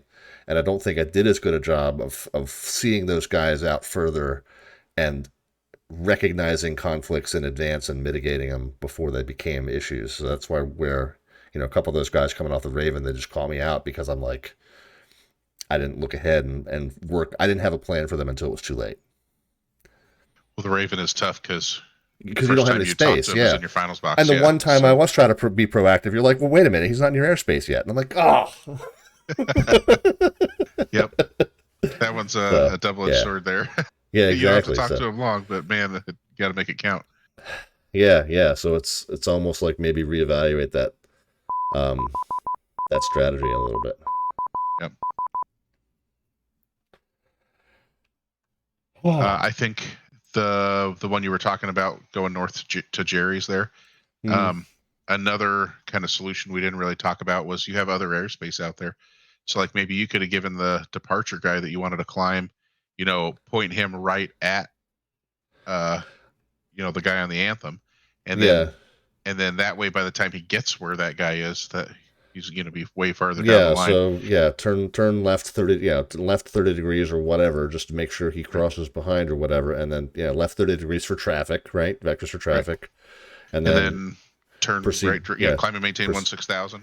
Proceed direct Jans, resume on. I'm sorry, Jerry's. I'm confusing my J points now. Jerry's resume on navigation. Yeah, exactly. Yep. As soon as it's clear, that they're not going to conflict, then you can just clear them direct Jerry's and hand them off the center. Or stop the climb. Stop the climb at an altitude that's going to be non-conflicting. Yeah, it's lots of different ways. Yeah. It's tough though when they're on that arrival and they're descending also. So. It's like I'm hesitant to bust one guy off of his departure and another guy off his arrival because it's like, well, in theory, these guys shouldn't be in conflict, but I'm watching the altitudes tick up and down. And I'm like, this seems like it's going to be close. Yep. And I know like in the real world, it's like you don't just trust that it'll work itself out. You have to mitigate that. You have to positive separation, right? You have to. Exactly. have a plan so that if you suddenly lose comms with both of them at the wrong time, you're not putting them, on a collision course. So just having a little bit more assertiveness into busting the guy off of his departure path, and making sure he stays off of that guy on inbound on the star. Yeah, and then just put him back on as soon as you get him cleared. It gives you a little more work, but it also at the same time, well, it takes away your work, because now you don't have to keep them on your scan as much. Yeah. Right. So, and then the other thing is, like, I feel like part of the reason I'm hesitant to do that is, well, because I have so much flying experience on the VATSIM network where it's not that busy and you don't run into traffic conflicts on your departures. But in the real world, hey, sometimes there's traffic conflicts on your departures. You got to get vectored around them. That's just the way it is. It happens to me in Mount Vernon sometimes. Yeah. Sometimes? Yeah. I mean, a lot. So.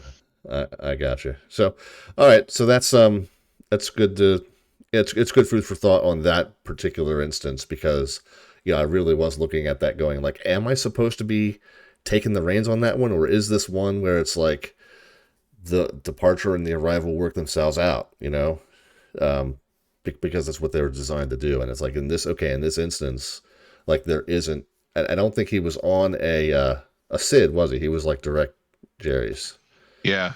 So at that point, he's kind of departure. Right. So at that point, he's not on a path that is deconflicting with the arrival. So you have to manage it.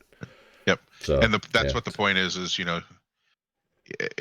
not all very procedural, right? If you have to take action, you need to take action, right? Yeah, exactly. No, good lesson. Good food for thought on that one. That'll be a good one to watch back and then see, like, what should I have done differently there. That'll be a good one to kind of mentally, backseat quarterback tomorrow. When you watch it back, this will make you laugh. He actually doesn't make the crossing restriction at Anthem that I talked about, because Correct. Because the way this sweatbox works is we only get 1 point. We can tell it cross 1 point at this altitude, and they kind of just do it. And so we pretend that they're on the stars, but like, he didn't actually make it right. After I made that whole point, I looked at it, I was like, damn it. Yeah. I was sitting there like, expedite. Right. Because I didn't want anybody to figure it out. And that's funny. Like, That's funny. All right. Other big points to go over? I think, we kind of beat the horse with a dead nail, I guess, if you will. Halfway, through the session, we were talking about 2 Romeo when, ideas to do things with that. Yeah. That was a perfect example as to why vectoring may not always be the most appropriate. Right. Yeah, overthinking it, really making more work for myself. Now, I stand behind the idea that I didn't feel confident with the altitudes not being, you know what I mean? Like, those arrivals were still going to descend through his altitude. Sure. So I stand behind that, but I definitely, number one, I moved him over there and forgot about him. Number two, I was aiming him toward the wrong point because I was trying to get him up towards Swan, which is not where exactly is. And then number three, to your point, probably could have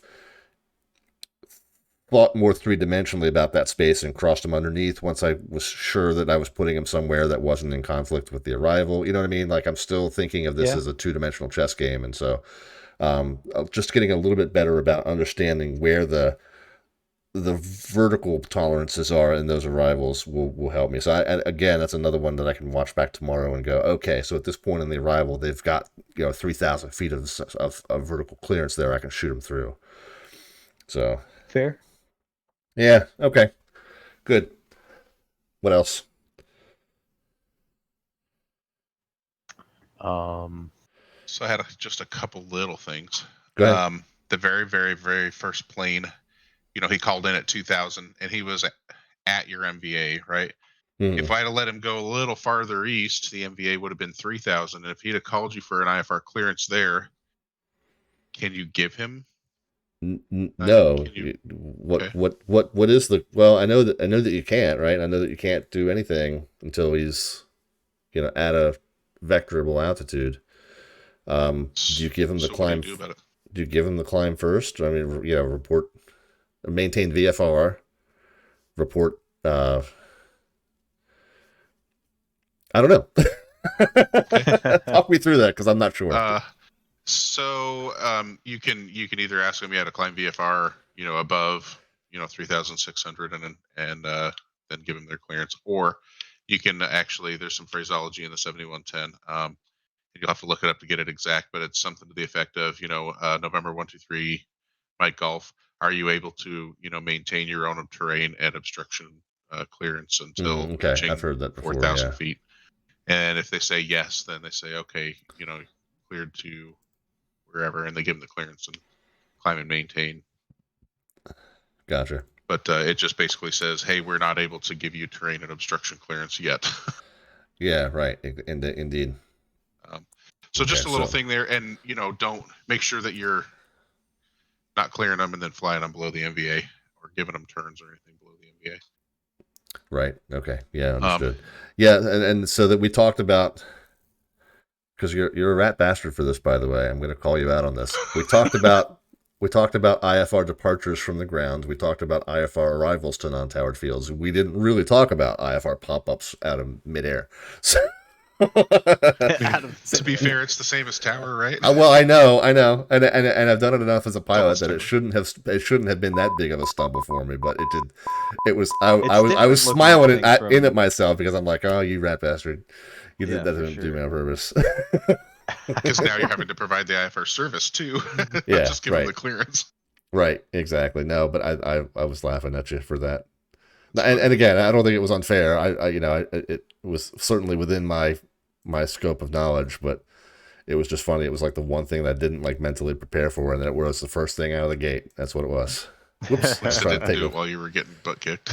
Yeah, no, right, exactly. Yeah, do that. Yeah, do that as the first plane and not the 50th.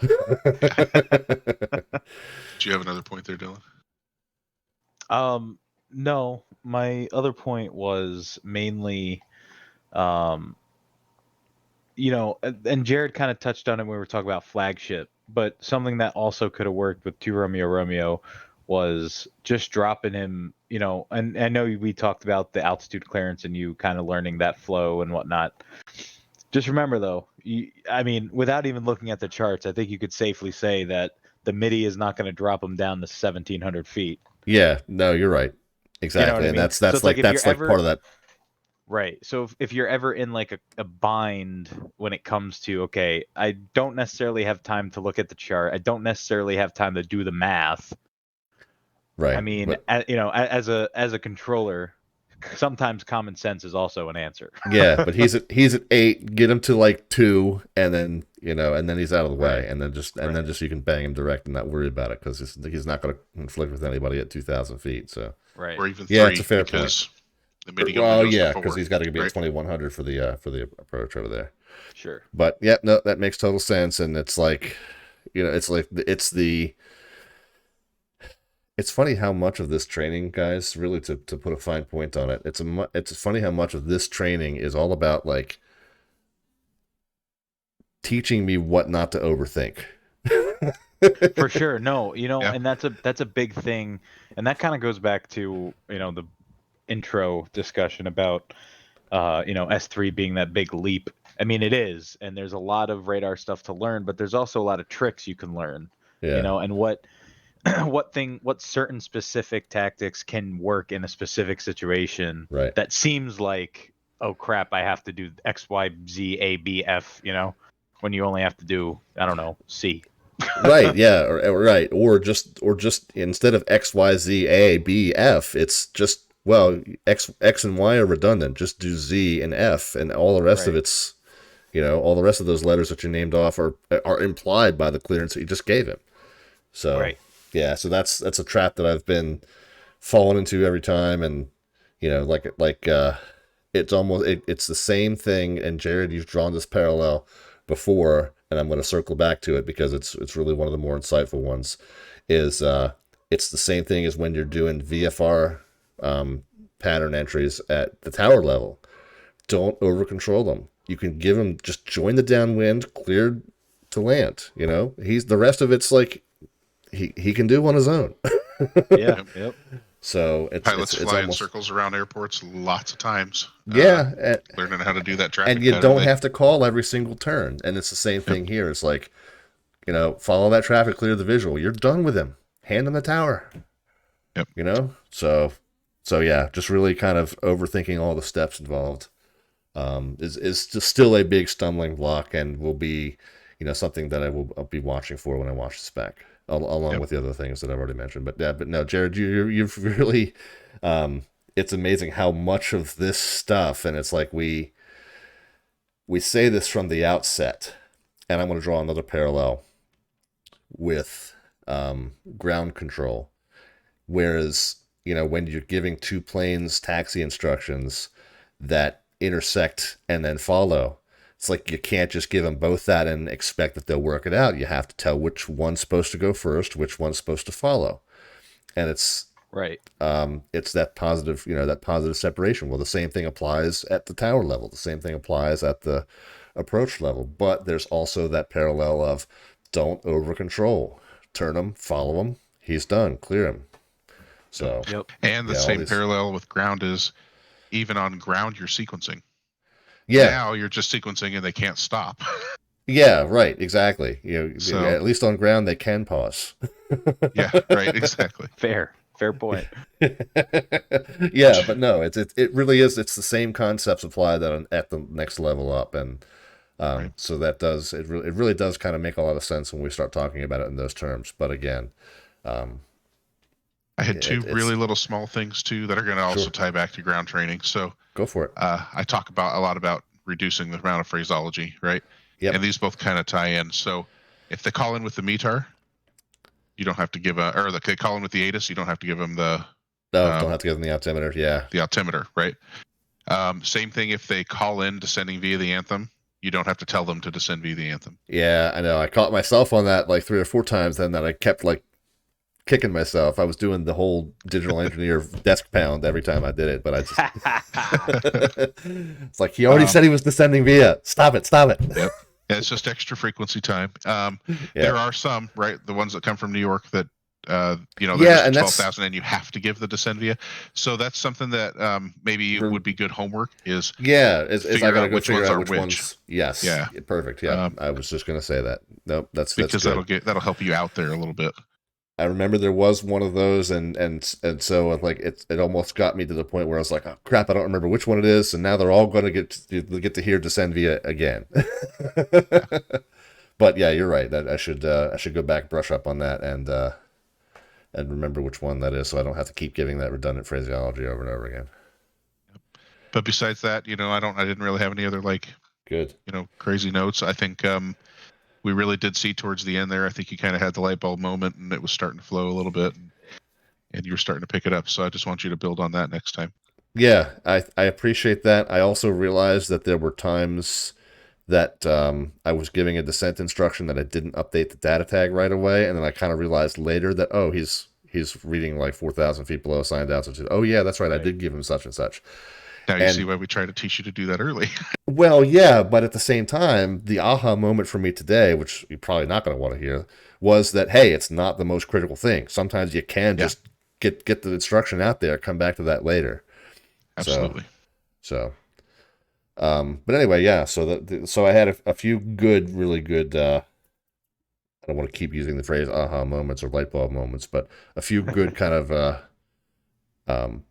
positive steps forward that I think will help me out if I can keep this stuff fresh and get that next session in hopefully later this month, and like Jared, like you said, maybe squeeze another just a little refresher session in at some point between now and then. Yep. And with S3 training, I really find it's just, you know, people struggle until all of a sudden, like one day it's just they just kind of figure out, oh, that's how this is supposed to work. And then they can build on that. So that's why I'm hoping that you're at that point now and we can start, you know, adding in a lot of the technical stuff that's not crazy. But once you get the flow and you kind of figure out how it's supposed to look, Right. I think that really is like the part that me included, lots of people struggle with. Got it. So Yep. Very good. Well, thank you both for all of the, well, first of all, for the patience, because I know that especially going into last session and even at the beginning of this session, I've still like a lot of angst and anxiety and stress and a little bit of frustration, but you guys really helped me push through it today, and I'm feeling just a ton better after this session than after the last one for sure. So appreciate your patience and your teaching experience, both of you. You know, and just the overall like positive experience that the training in ZDC always is. I'm not trying to blow sunshine or toot horns or whatever, but this has always been a fantastic ARTCC for training, and really just the right attitudes about how to learn and how to push people to improve, but still keep it fun and upbeat, and not have it be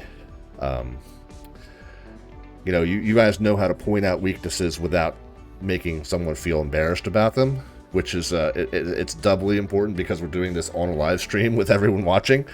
But no, you guys always just have this a very good, and you and Jay as well, all three of you, and Jay Bartlett, the deputy air traffic manager, wasn't able to join us tonight, but hopefully we'll talk to him again on the next one or one of these upcoming ones. But all three of you have been really just wonderful as far as pushing me to those limits, but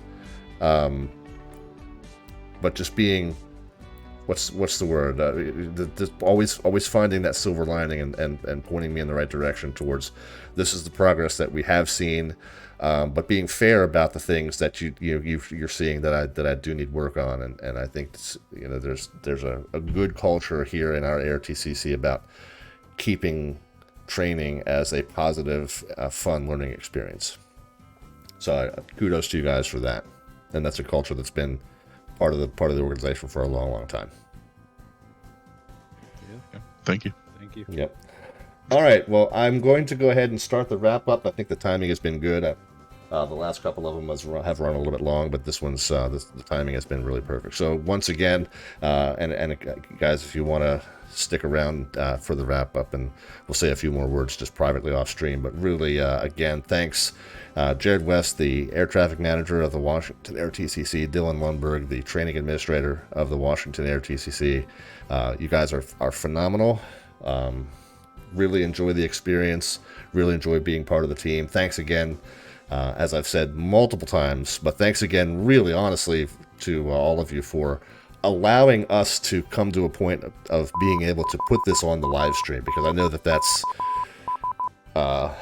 wasn't a decision that was made lightly, but I think it's been really a great thing, not only for my learning process, because I've had the ability to look back at these, but so many people that have been in the stream, and of course the stream chat's been jumping all night, but a lot of folks that are saying that this has been a really instructive series on what the training process looks like, what concepts you need to be aware of, what learning do you need to do in order to be able to do this approach and departure on the VATSIM network, and really even for pilots who aren't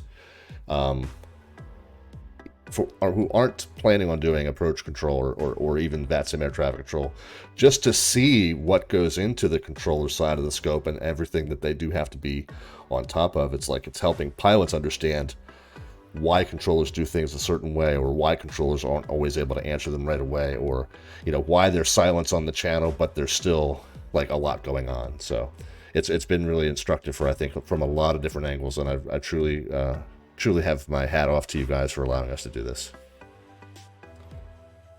Have I blown enough sunshine up your know what? I was gonna say, and to you for putting yourself out there and being the the student. It's a tough process to learn radar. So it was something that I put a lot of consideration into, but decided it would be a real fun thing to do on stream. Whether or not I succeed or fail would be it'd be either a great success to watch or it'd be a super train wreck, and either way it'd be entertaining. So and I'm pretty impressed with the way it's come out. So yeah, thank you guys. All right, very good. I'm gonna cut it off there because I could gush all night about how wonderful you guys are, and I think people are getting probably tired of hearing it. But yeah, thanks again, guys. I appreciate it, and we'll talk to you real soon. All right, so that's Jared West, the air traffic manager, Dylan Lundberg, the training manager, and again, thanks to Jay Bartlett, the deputy air traffic manager, who wasn't able to join us tonight, but whom you have heard on these streams in the past, and he was very instrumental in the decision process to get this up and running. So, all right, thanks, guys. That's going to wrap it up for us. This is, for those of you who are new to the channel, most often a general aviation flying stream, believe it or not. Although we do this VATSIM air traffic control currently on the channel as well at the delivery, ground, and tower level, learning how to do it at the approach and departure level as we did tonight. But so we do a mix of flying and controlling on this channel. All of it on the VATSIM network. And our typical show schedule is Mondays, Wednesdays, and Fridays at 7 p.m. U.S. Eastern Time with some variation. Next on the stream, back to our normal flying schedule this Wednesday the 3rd, and that'll start at our normal time of 7 p.m. U.S. Eastern Time, 2300 Zulu Time, back into the working title mod Cessna Citation CJ4. Fort Worth ARTCC is hosting what they're calling Fort Worth Focus at Monroe Regional Airport. We have been there recently. We took our Mooney there in May, but we're going to go back. We're going to take our BizJet out there, and we're going to fly at San Antonio up to Monroe and then out to St. Louis downtown, right there on the river in St. Louis, Missouri, although it's actually St. Louis downtown airport's on the Illinois side, believe it or not. So that's going to be the program on Wednesday the 3rd, 7 p.m. U.S. Eastern Time, and then Friday the 5th is another one that we are going to have to miss.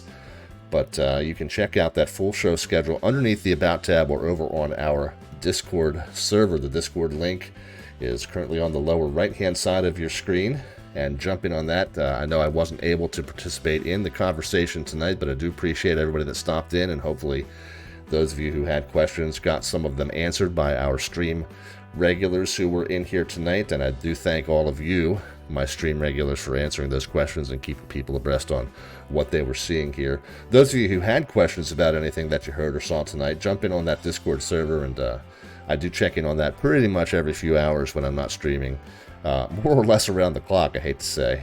But yeah, jump in over there, and be happy to answer any questions that you had, or even if you just want to pop in over there and say hi, that is perfectly fine. If we do need to make last-minute changes to the schedule, we try to keep you up to date on our Twitter feed. We're SlanAlpha on twitter.com. You can hit that link there in the bottom center of the screen, and we also post those announcements on our Discord server and an announcements channel. We, in addition to keeping you up to date on the stream happenings, we try to let you know about new stuff that's going on in the flight sim community and in the VATSIM community. And of course, the big thing that happened this past weekend was an update to the VATSIM Code of Conduct. That is going to impact us slightly.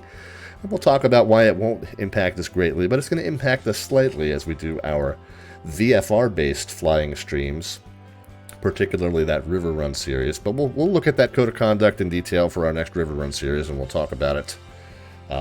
And what impact it's going to have for that series as we get into that one the next time. I believe that's Monday, I think. Let me look at the schedule. Is that Monday is our next River Run? Yeah, Monday the 8th, a week from tonight, when we resume that series. So we'll talk in detail about that Code of Conduct and how that change will impact us.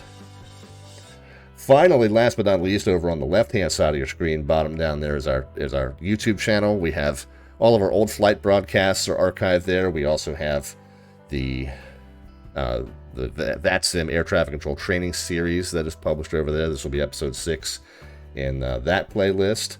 But also a list of VATSIM tutorials. If you're considering getting on the VATSIM network, but you don't really know what to say to controllers, or how to put together an IFR route or a VFR route plan, or how to read VFR sectionals, or what our slant codes mean. I mean, we call ourselves Slant Alpha Adventures. What's that mean? What's Slant Lima mean? What's Slant Golf mean?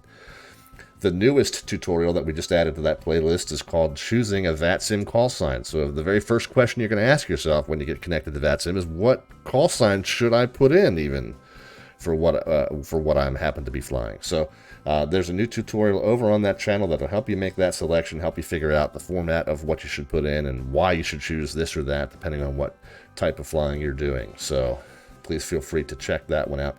Ask any questions you have in the comments on any of those tutorial videos, or find this again over on our Discord server. All right, well, that's going to wrap it up. Last thing to do then is to figure out who we are sending you over to. I know we are doing the Bush League Backcountry Fly-In Series is happening tonight. Our friends Melvin Leroy, Downwind Sim, and others are performing that series, and it looks like Melvin Leroy is still in the middle of it, so I'm going to send you over to him. Make sure that you tell him that Slant Alpha sends his love, and very, very sorry that I wasn't able to make that event tonight, but definitely wanted to get back on the horse here with the air traffic control lessons. So we will send you over to Mr. Melvin Leroy, and hope that you enjoy the rest of that event, and the event details published over at downwindsim.com if you want to check that out. All right, so we'll send you to Melvin Leroy. Make sure that you enjoy his series as well. And we will talk to you guys on Wednesday from San Antonio. So until then, guys, have a great rest of the start of your week. Be healthy and safe in your own travels and adventures in the meantime, and we will talk to you then. Take care.